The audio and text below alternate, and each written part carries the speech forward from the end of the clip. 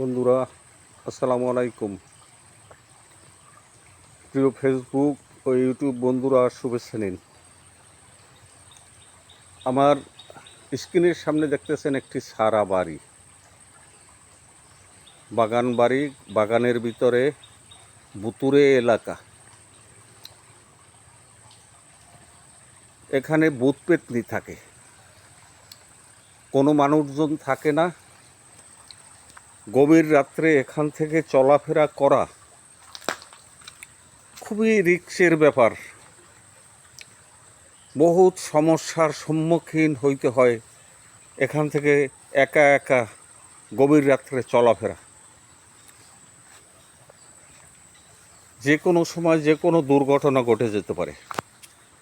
ভয়ভীতি দেখাইতেছে, কখনো ঘোড়া সাজে, কখনো গরু সাজে, কখনো বিড়াল সাজে, কখনো বাঘ সাজে, কখনো সাপ হয়ে সামনে দাঁড়ায়, কখনো নারীর রূপে, কখনো বৃদ্ধা লোকের রূপে, কখনো বৃদ্ধা পুরুষের রূপে। বিভিন্ন সমস্যা নিয়ে দাঁড়ায় একা যদি কাউকে পাওয়া যায়। আর যাদের হার্ট দুর্বল, তারা যদি ভয় পেয়ে যায়, হার্ট দুর্বল যারা, তারা তো ভয় পাবেই। আর ভয় পাইলে তার আর নিস্তার নাই, পরপারের ডাক আইসে যাবে এমন একটি জায়গা। যদিও দিনের বেলা কিছুটা আলো আলো দেখা যায়, রাতের বেলা এখানে খুব নির্জম, ঝি ঝি ঝি ঝি শব্দ করতে থাকে। আর নির্জম, কোনো বাড়িঘর ধারে কাছে কোনো বাড়িঘর নাই, বসত বাড়ি নাই। সারা বিঘা আছে, সারা বিঘা জঙ্গল, বুতুরে বাগান।